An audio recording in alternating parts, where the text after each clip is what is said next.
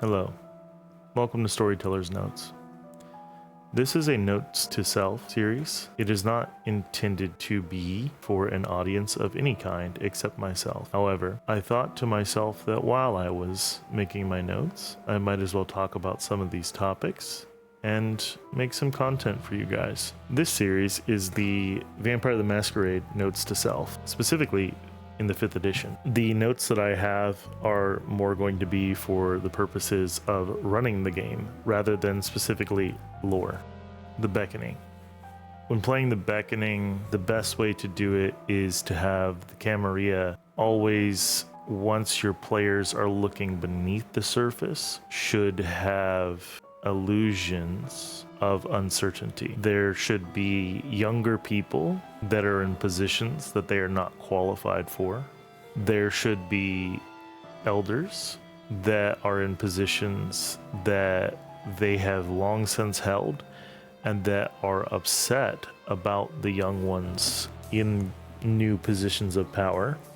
There should be seneschals that have now moved to the positions of unofficial princes, and that should be a political issue. I recommend running the Camarilla as a exclusive social club. Consider running them similar to the Catholic Church in some aspects, given the Camarilla book, which will be a separate topic. The beckoning itself should cause them to be paranoid, more so than normal. Hyper-isolationist. Consider Japan before the Meiji period.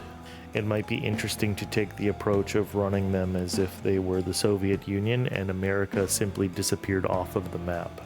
The beckoning that has just happened causes the elders to go, and thus the new ones are in charge. This puts them very similar to the Soviet Union in the case where those with less experience were suddenly thrust into power.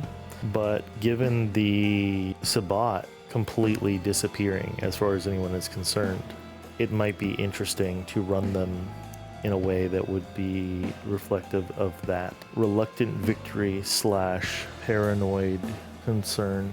The beckoning should be affecting anyone that is 9th generation and older. Those that are of 10th generation should be constantly paranoid that they are going to be succumbing to the beckoning next. Those that are in the know should be drinking kindred blood specifically. Recommend a kindred blood trafficking network set up by the Camarilla for its older members, especially those that are holdouts, in order to resist the beckoning via feeding on the younger.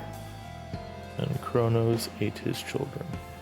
The beckoning itself is not contained specifically to the Middle East. It seems to be into any area, while the majority of the beckoning is to the Middle East. It is very possible that you could be beckoned to go to anywhere that a powerful enough Methuselah is. The beckoning is reported to be caused by the antediluvians, but we are aware from books like Chicago by Night that the beckoning is very similar to the jihad, in that it is simply the older speaking through their descendants, their younger. It is more likely that the beckoning is simply affecting those. It is more likely that the beckoning is simply afflicting those that are closer in generation to the Methuselah that are sleeping or otherwise awake. The young should be timid about even mentioning the beckoning. The old should basically put it down as a conspiracy theory.